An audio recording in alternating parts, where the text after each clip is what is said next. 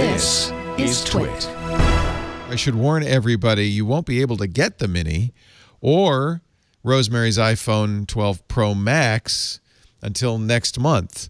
Ordering for both the biggest and the smallest iPhone doesn't start until November 6th with a ship date a week later, November 13th. However, you can order on Friday. You can order an iPhone 12 or an iPhone 12 Pro, the middle two sizes. I'm not sure why that is. I guess it's COVID. We kind of knew that this isn't. In fact, there was nothing in this announcement that was surprising. I don't think there was anything we didn't know about, including the MagSafe adapter. But we did hear that this would be the case. The prices, I have to say, Apple now, and they showed a slide at the very end of the event, they have a phone for every price point almost, it seems like. The iPhone SE starting at $399 and then in $100 increments all the way up to the iPhone 12 Pro Max at $1099. It seems like Apple is now in that position that they got into with the iPod where they have a phone for every price point. Rosemary, would you consider ordering a medium-sized phone until... I mean, I have the medium-sized phone right now. I've got the 11 Pro, and, you know, it fits in my hand quite nicely with the help of a pop socket on the back. But, it doesn't have the same great battery life that I have with the XS Max, and that's what I'm looking forward to. I want the battery life. I don't want to be living in a battery case all day. I'll grant you, I'm a developer. I run developer betas. That's, my fault for worse battery life there, but still, even if I wasn't running it, I don't think it would be as good as I was used to on the Max. I do have to worry with the Mini, which is roughly the size of a 4.7-inch iPhone. It's got a bigger screen because there's no bezels. But how good could the battery life be on that? Yeah. That was an interesting observation. They did point out that this is definitely the smallest 5G phone ever. You can definitely believe it because one of the reasons why these makers are touting, look how big and lush and wonderful the screen on our new 5G model phone is because you need to have a big case to stuff those big batteries in. They did mention in this, I believe I caught a glimpse of the tic-tac-toe slide that accompanies all product rollouts where you quickly screenshot it because that's where they put a summary of everything they put in here. I believe there was a tile there for a new improved battery management system. One of the advantages of using their own silicon and designing their own chips is that they can absolutely hotwire and tailor these circuits to the best battery performance whatsoever. I would be shocked if the battery life were. I would be surprised if they didn't do something like saying that the iPhone 12 Mini has the same battery life as the iPhone 11, and then they'll say something about improved battery life on the iPhone 12 Pro. The spec page is up for the Mini, and they're claiming, and Apple never says how many milliamp hours or anything. These two phones are the iPhone 12 Mini and the iPhone 12. On the left, the iPhone 12 Mini, 15 hours video playback, 10 hours streamed video playback, 50 hours of audio playback. For the iPhone 12, 17, 11, 65.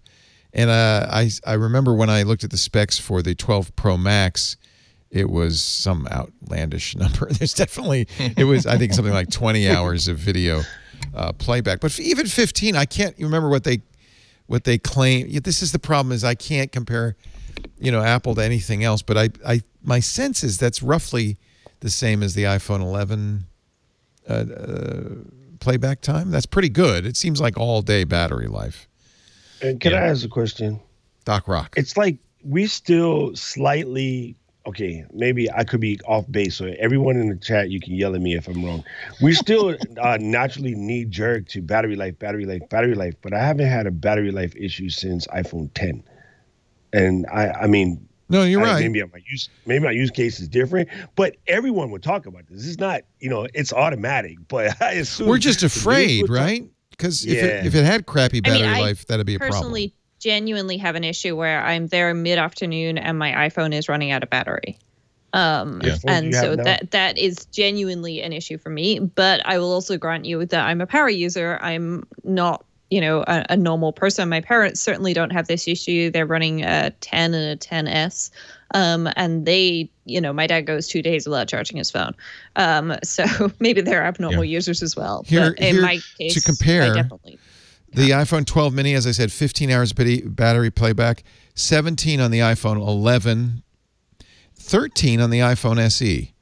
So you're getting a tiny screen, tiny form factor, all the latest processor technology, all the latest camera technology, minus the third lens, and better battery life than the SE. So that sounds pretty good.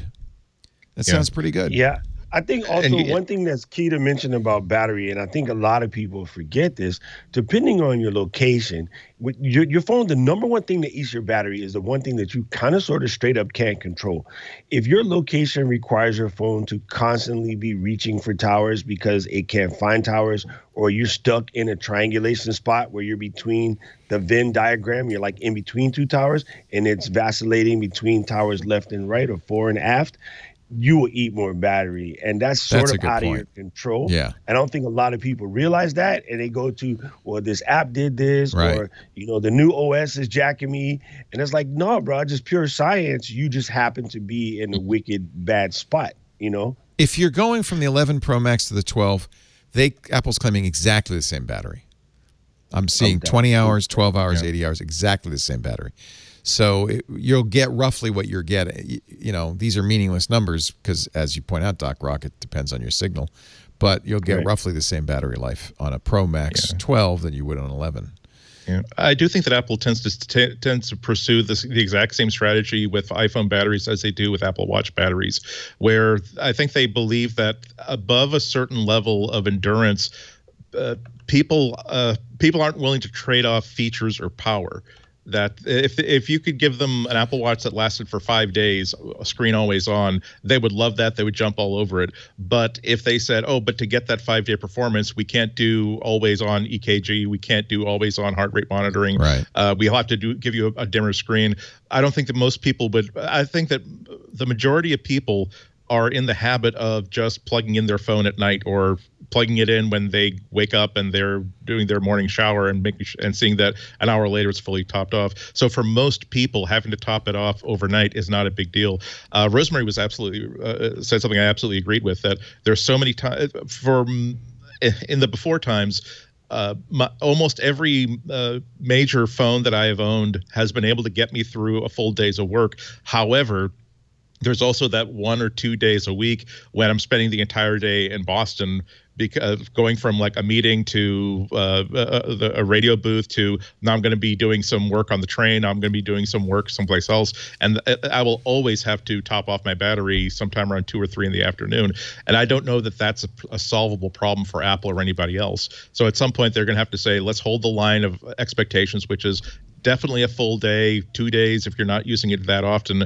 And beyond that, I don't think it's going to be worth whatever sacrifices we'd have to make, either by making it huge and heavy or by removing features. We're going to charge it every night anyway.